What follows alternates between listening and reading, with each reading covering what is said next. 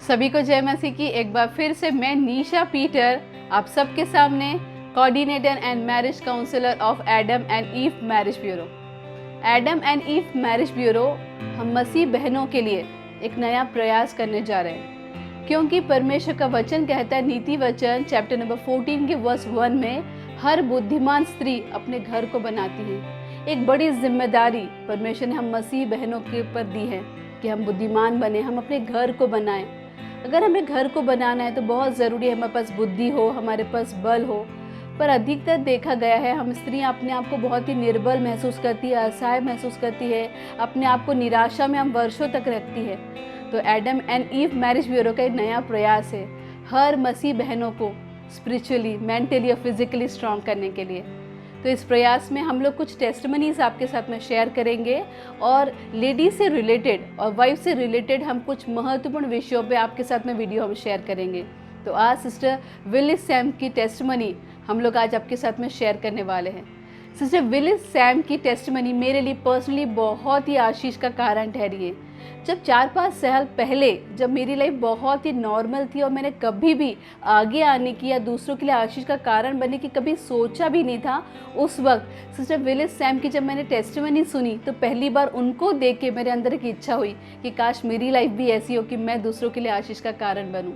जब उनकी टेस्टिमनी को मैंने सुना कि जब उन्होंने अपने आप को परमेश्वर की मर्जी के लिए और आज्ञा पालन के लिए, वचनों की आज्ञा पालन के लिए जब समर्पण करा, अपने आप को दे दिया, तब बड़ा एक बदलाव उनके जीवन में है। वो भी एक सिंपल सी हाउसवाइफ थी, परंतु आज परमेश्वर के अनुग्रह से वो एक प्रोफेसर है, वो आज एक मोटिवेशनल स्पीकर है। वो कलीसियाओं में मसीह बहनों को मोटिवेट करती है अपने अनुभव से, परमेश्वर के वचनों से। हमारे शहर में भी वो जब आती है तब हमारी कलीसिया की बहनों को, मुझे वो मोटिवेट करती है। हालेलुया। तो उन्हीं की टेस्टिमनी आज हम आपके साथ में शेयर करें। मेरी प्रार्थना है कि जो टेस्टिमनी हमारे लिए और हमारी कलीसिया के लिए बड़ी आशीष का कारण ठहरे, पूरी भारत देश की हर मसीह बहनों के लिए आशीष का कारण ठहरे। यीशु मसीह नाज़री के नाम से आमीन।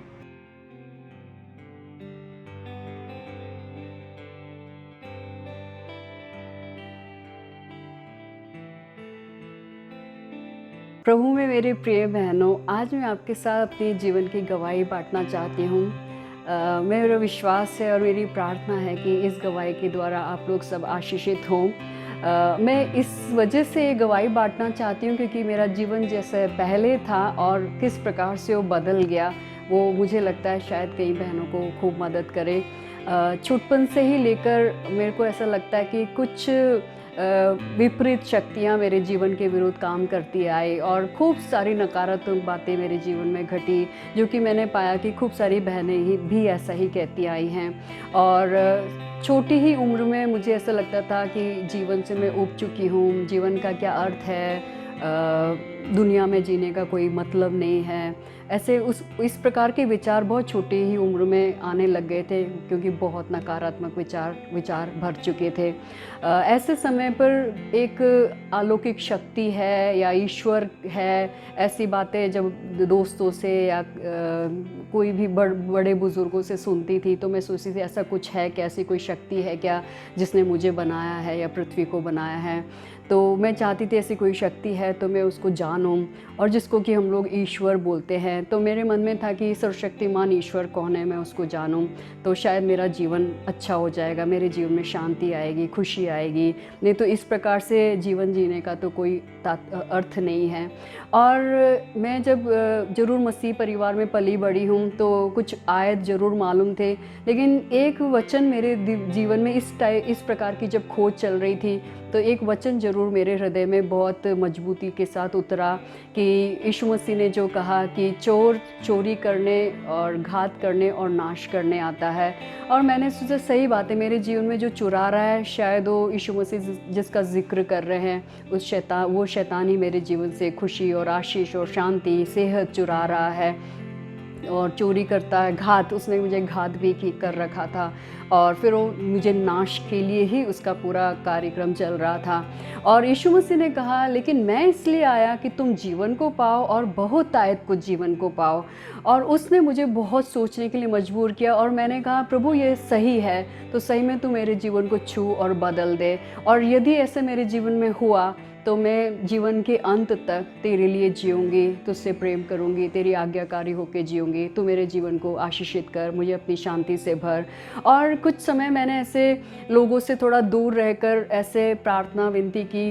एक दिन में नहीं ऐसा हुआ, लेकिन कुछ महीनों के अंदर मैंने देखा मेरे हृदय के अंदर एक अद्भुत शांति आने लगी। मैं बाइबल ज़रूर पढ़ने लगी कि इसमें से मुझे शांति मिले, और ठीक वैसा ही हुआ। कुछ समय जैसे समय बीतता गया, मेरा परमेश्वर के साथ रिश्ता बहुत मजबूत होता चला गया, और अपार शांति जो मैं बयान भी नहीं कर सकती, ये ऐसी शांति जो कोई भी चीज़ दे नहीं सकती और न ही कोई चीज़ मुझसे छीन सकती थी। ऐसी एक शांति को मैंने यीशु मसीह के उस कथनों के द्वारा से पाया। मैंने सचमुच में तुम जीवन को पाओ और बहुतायत का जीवन को पाओ, वो मैं अनुभव करके पाने लगी। और उसके बाद फिर मैं कलीसिया से जुड़ गई और ज़्यादा गंभीरता से मम्मी पापा जो बोलते थे उसको सुनने लगी। पास्टर कलीसिया में जो भाषण देते थे उसको मैं नोट्स लिखने लगी, रुचि लेने लगी। पहले मैं एक साइंस की स्टूडेंट होने के नाते इन चीज़ को खारिज करती थी, विश्वास नहीं करती थी। मैं सोचती सब कुछ साइंस ही है। अभी भी मैं ऐसा नहीं, साइंस को नहीं मानती हूँ, हाँ, लेकिन ये नहीं मानती हूँ कि मनुष्य बंदर से आया है, और ईश्वर को पूरा पूरा नहीं नकारती। मैं ईश्वर को बहुत ऐसे विश्वास करती हूँ और यीशु मसीह को विश्वास करती हूँ। मेरे को विश्वास हुआ कि वो मेरा उद्धार करता है, मेरे लिए क्रूस पे मारा गया। एक ही जन ने जान को दी और मेरे लिए जान को दी, और उसने मेरे जीवन को बदला है।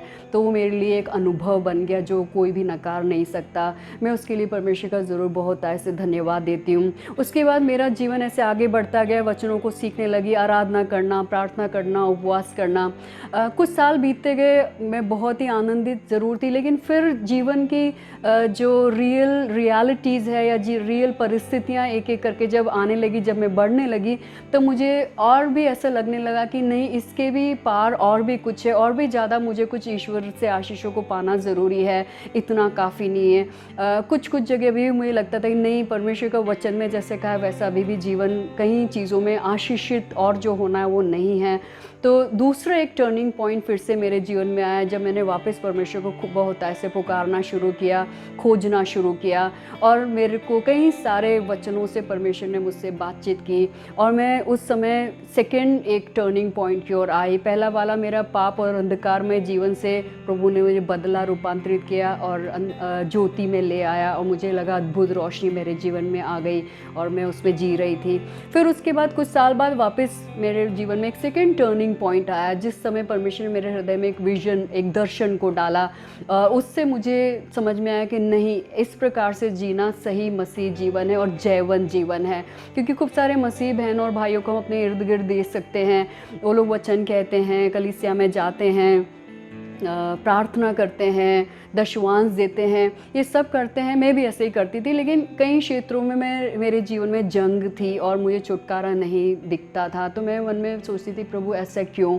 और फिर मेरे सेकंड टर्निंग पॉइंट के टाइम मुझे उन सब चीज़ों से भी बहुत ऐसे छुटकारा मिला, और परमेश्वर ने मुझे कई सारी बातें सिखाई जो रियल डेली लाइफ से रिलेटेड है।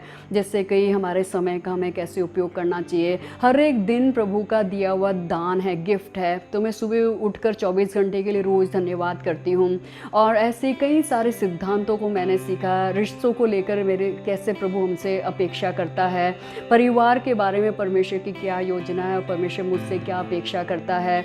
मेरे खुद के पर्सनल ग्रोथ, स्पिरिचुअल ग्रोथ हो या मेरे नौकरी में पेशे से एक प्रोफेसर हूँ, तो मेरे प्रोफेशनल ग्रोथ, इन सब को लेकर परमेश्वर का एक मकसद है। अगर मुझे पढ़ाने का स्किल प्रभु ने दिया है तो उसके पीछे एक मकसद है।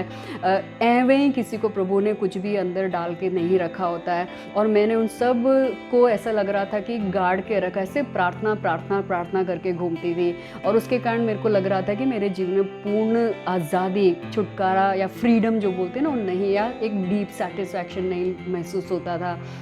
और जब मैंने इन बातों को सीखी और कदम उठाना शुरू किया, मेरा जीवन सेकेंड टर्निंग पॉइंट और कंप्लीट टर्निंग पॉइंट, मेरा ऐसा दावा है, मेरा ऐसा कहना है, कंप्लीट एक रूपांतर मेरे जीवन में आया, और मैं उस बात के लिए परमेश्वर का धन्यवाद देती हूँ। बहनों से प्रोत्साहित करना चाहती हूँ, हम परमेश्वर को सिर्फ हमारा प्रार्थना, उपवास, कलीसिया में जाना, आराधना में भाग लेना, वहीं तक सिर्फ सीमित ना करें। हमारे हर जीवन की परिस्थिति में, जीवन के हर क्षेत्र में, हर छोटी बात और बड़ी बात हो, उन सब में हम वचन को ले आए। वचन हर विषय के बारे में सिखाती है, हर विषय के बारे में। जो बातें आपको तकलीफ़ पहुंचाती हो, सताती हो, या आपके जीवन में खूब सारे सवाल हो सकते हैं, सब बातें परमेश्वर के वचन में बहुत स्पष्ट सिखाई गई है। सिर्फ हमें खोजना है, खोजो तो तुम पाओगे। तो खोज करना हम बहनों को ज़रूरी है, और जितना मैं खोजती हूँ इससे खूबसूरत और सुंदर किताब पृथ्वी पर कोई नहीं है। मैं बहुत सारे बुक्स पढ़ती हूँ, मैं पर्सनालिटी डेवलपमेंट कोच हूँ, फैकल्टी डेवलपमेंट प्रोग्राम कराती हूँ, मोटिवेशनल लेक्चर देती हूँ, ये सब करती हूँ। तो मुझे दूसरे खूब सारे किताबें पढ़नी पड़ती है, लेकिन जब मैं उस किताबों को पढ़ती हूँ, उसमें से नोट्स बनाती हूँ, उसको स्टूडेंट्स को सिखाती हूँ, और इसको जब पढ़ती हूँ, आपस में कोई कंपैरिजन नहीं। परमेश्वर का वचन हमें आर पार बदल सकता है, आशीषित और बहुत तायत से आशीषित करता है। सारी बहनों को प्रोत्साहित करना चाहूँगी, जिस वचन ने मेरे जीवन को बदल डाला, वही वचन आपके जीवन को भी पूरा पूरा बदल डालेगा, ये मेरा विश्वास और दावा है। प्रभु आप बहनों को बहुत तायत से आशीष दे। जय मसीह की।